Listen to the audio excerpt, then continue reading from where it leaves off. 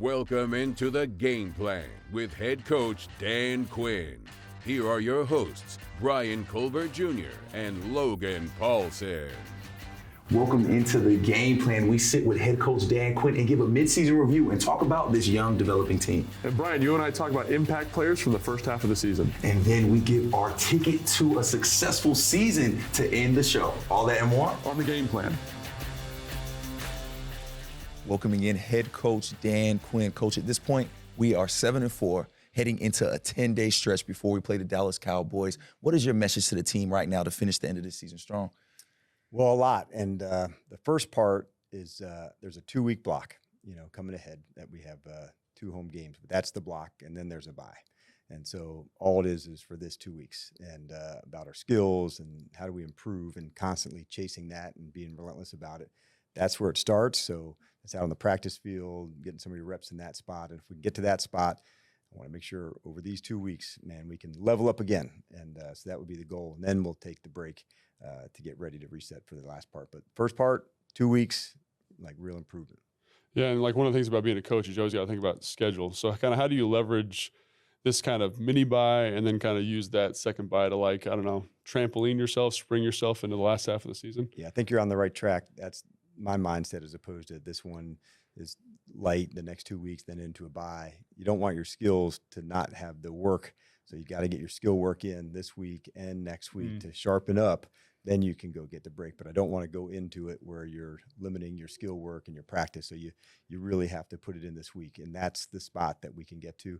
Having a couple extra days to get healthy into Monday and Tuesday of next week, that's a big deal. And so we'll take advantage of that. Coach, there's always room for improvement. However, this season has felt very, very special. What have been some bright spots in your opinion on this season?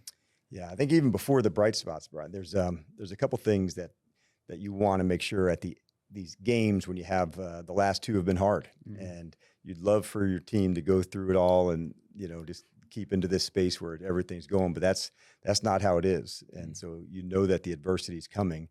I'd love to say you can learn it without having to go through it, but with our first time going through it, you do have to go through them, and it sucks. But you also gain a lot from it. And there's some hardness that you gain. There's some closing mentality that you can gain, but you do have to go through it.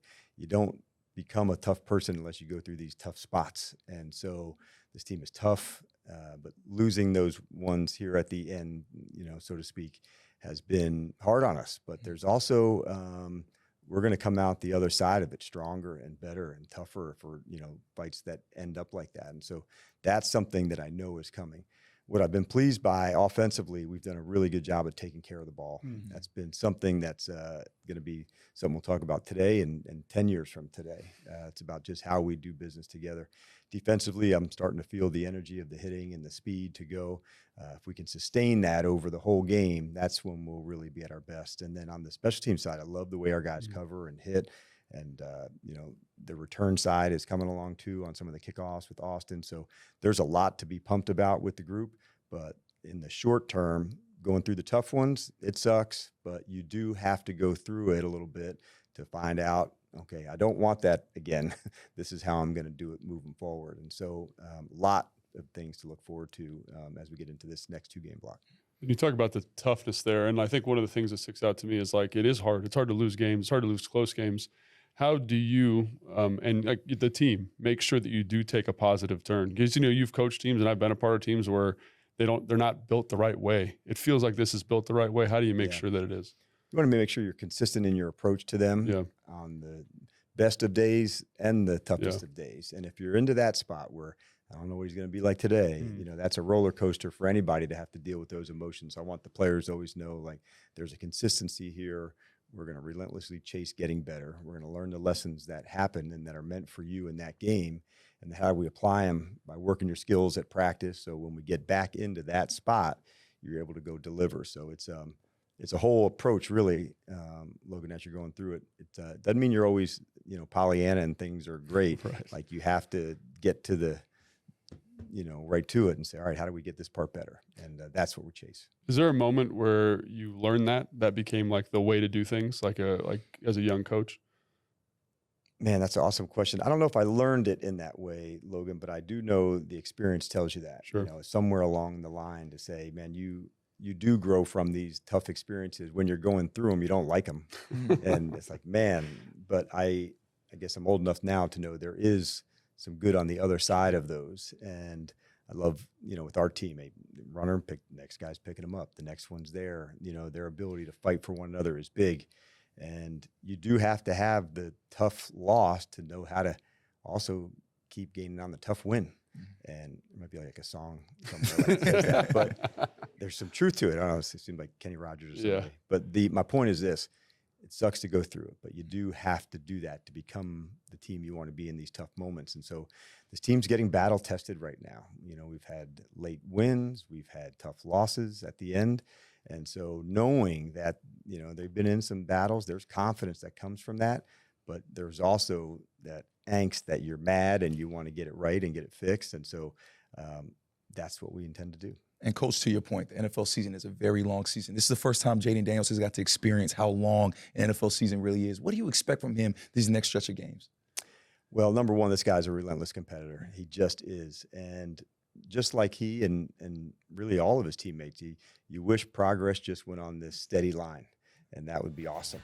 But that's not how progress works. You know, that line goes up and it down, and you keep going up. And so the ones that you don't have the performance that you love, you're learning from that, and the next one comes up, and the next one comes up. And the best way to do that is back on the practice field. That's really where you make yourself as a ball player.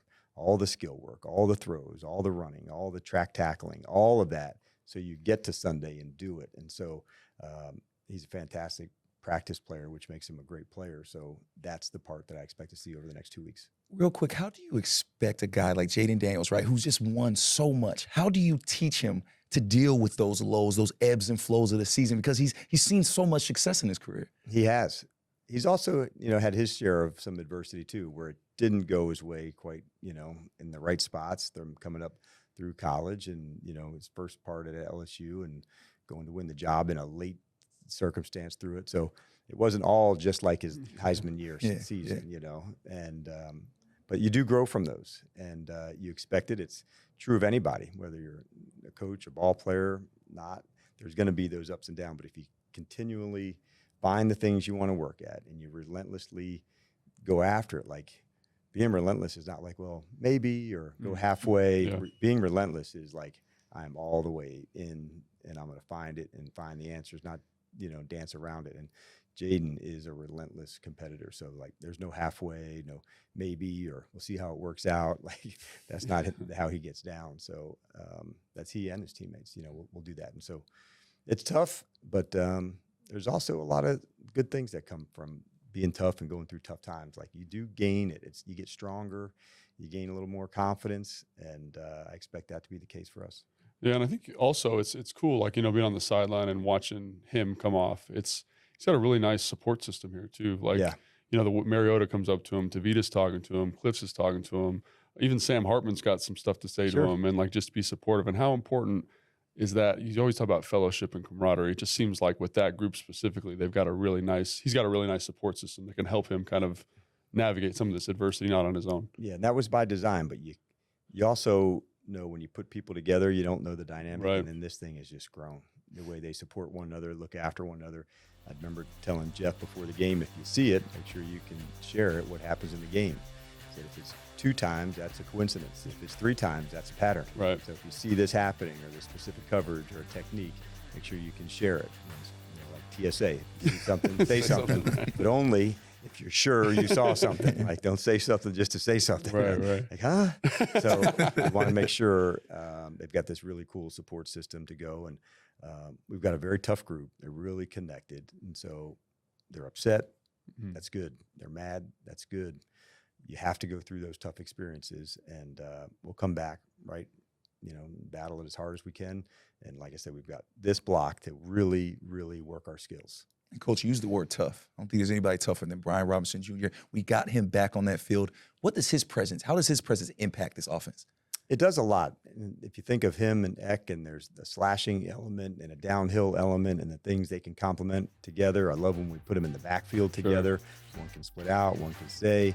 And so I love the balance that they bring to it. But for him to be back in it and be able to express himself and run downhill and be physical, it's such a big part of our offense. And as strong as Philadelphia is on the inside, still having Bryan to be able to get downhill, that's a big piece for us. Yeah, and I think, it's also, when you watch Bryan, I mean, he runs with that kind of, that toughness, and so does Eckler too. They all do. They do. Even McNichols. I mean, they're really just a tough group of guys. And is that coming from Anthony Lynn, just kind of this mindset, or did they have it in them already? You can't teach tough, they say, but I do find that some coaches can help kind of bring it out of you a little bit. I would say their whole group is. I would agree with that. Yeah. And not every position has that all Sure. the way through. You've been a part of that. But this group does. And they're able to show it and demonstrate it in different ways, whether it's downhill running or going to pass protect Sure. and be into it and be accountable to one another. And so that's one of the coolest things, Logan. Like, they're down for it, Yeah. in terms of whatever needs to be done, whatever it takes. That's kind of the mindset. It does take some physical courage to pass protect. Like, Yes. people are like, oh man, it's go block that guy. But I see these dudes throwing down. And that's Yes.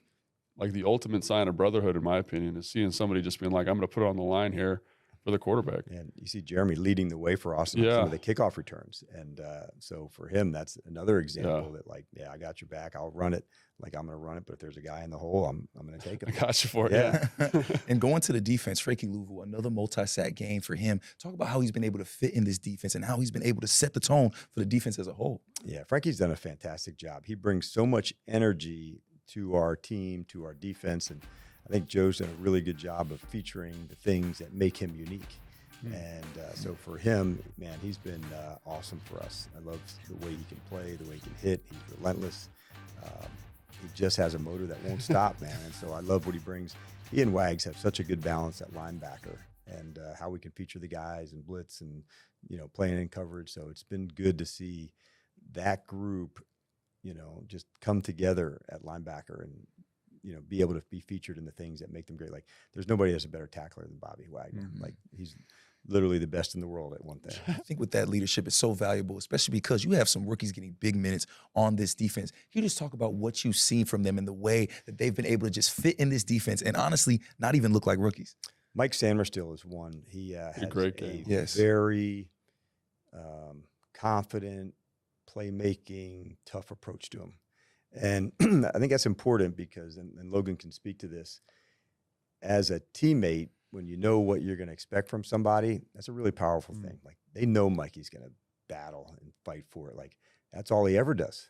So we don't know another way. And so he's getting to demonstrate who he is to his teammates, on a consistent basis. And so tough receivers, tough matchups. He's just always down for the fight. And so he would be one that really jumps out to me. I mean, gosh, in that Philly game, Coach, like, just a couple, he's drawn like some big boy, scary Yes. one-on-ones. Yes. And there was no flinch, no bat and eye. Oh, Yeah. no, who's that guy? It's like, I'm going to play good technique and get this ball out. I mean, it got me fired up watching it. I mean, Yeah, it's when got to be pretty cool. He trusts it. Yeah. He trusts the training that he put in. He trusts his technique.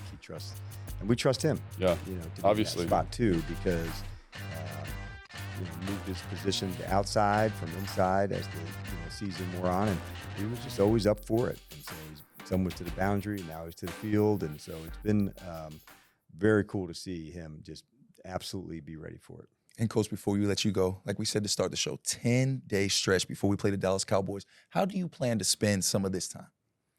First part is going back through where, basically over the last two games, what were those closing time moments? What were the ones that were the most impactful part?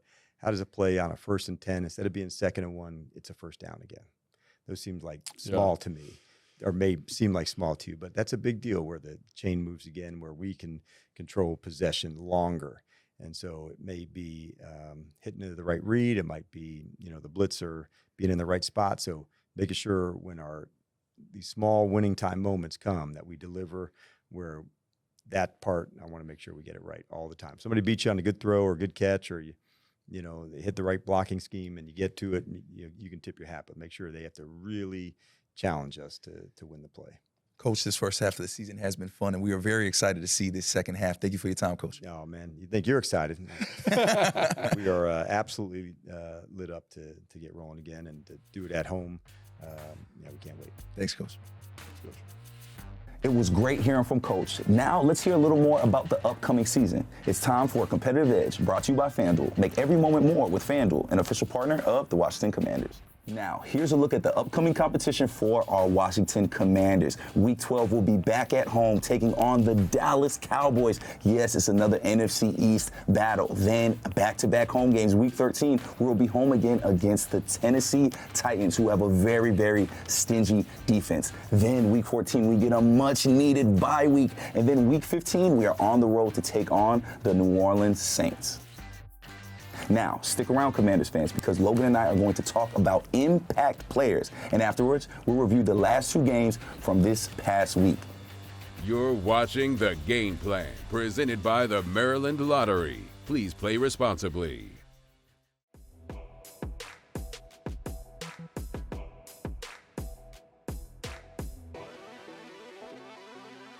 Welcome back into the Game Plan. It's time to talk impact players, brought to you by the Maryland Lottery. Please play responsibly.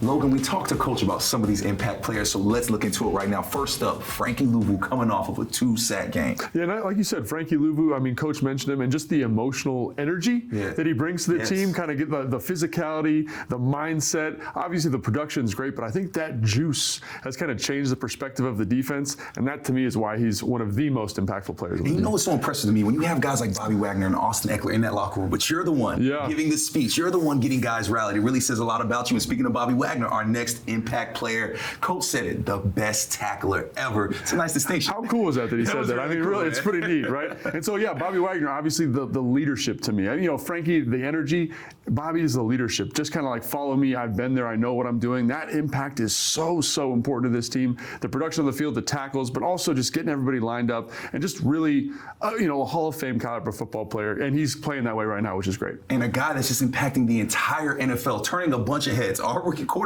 Jaden Daniels. Yeah, I mean, obviously the team wouldn't be here without him and his production. Like, I think about early in the season and just how good he actually was. It's hard to overstate his impact. And obviously a little bit of a struggle the last 2 weeks, but man, I like, just in terms of the poise, the composure, the physical skill set, he's a special guy. And as he goes, this team and this organization will go. So definitely huge impact. And Logan, other than the tight end, of course, the quarterback's best friend is your center, Tyler Biadasz. We brought him in from Dallas. Head coach Dan Quinn knew a lot about him, and he has been so impactful for this team. Yeah, and I think the thing about Tyler is he kind of maybe represents the whole offensive line and what they've done. I think the way he calls the lines, sets the protection, sets the runs. And as a run blocker, the thing, obviously physical in one-on-one situations, but the thing that's maybe stuck out the most is his ability to move and to get into space. And just how they've been able to use him, kind of like they did Jason Kelsey in Philadelphia. Really unique skill set, and again, alleviates a lot of pressure on this guy, elevates B-Rob, elevates Austin Eckler. Really just way more exciting than I thought he would be. And it's weird to talk about a center like that. Yes. This is an exciting football player, but all these guys doing a great job. Can't wait to watch the back half of the season with them. Tyler Badass, you do not get a nickname like that if you are not an impact player. Shout out to all these guys for impacting this team. Can't wait to see what they do to end the season. Now it's time for your Prime Player, brought to you by DC Prime, Loudoun's premier steakhouse. For dinner reservations or private dining, call 703-840-2099. Now this week's Prime Player is running back Austin Eckler. Eckler achieved a season high in receiving yards versus the Philadelphia Eagles on Thursday. He also led our team in receptions for that game. So far over the season, he's put up 326 rushing yards, 255 receiving yards, and 4 touchdowns, proving to be a dynamic force in the backfield. Eckler has shown an ability to still break the big play, with the longest rush of the season coming with his 50-yard gain against the Cleveland Browns in Week 5. And stick around, because Logan and I will have an in-depth look at the last couple of games. All that on the Game Plan after this break.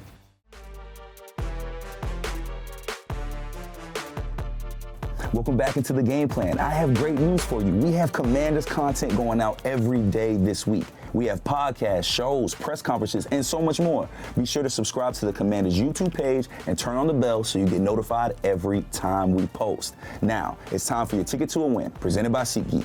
The most disruptive idea in ticketing, a ticket that works. Expect the expected. SeatGeek. Logan, ticket to a winning season. It's crazy to think we're already past the halfway point. Now, our Commanders have back-to-back losses, which is not something we want to see. However, how can we move forward and continue our winning season?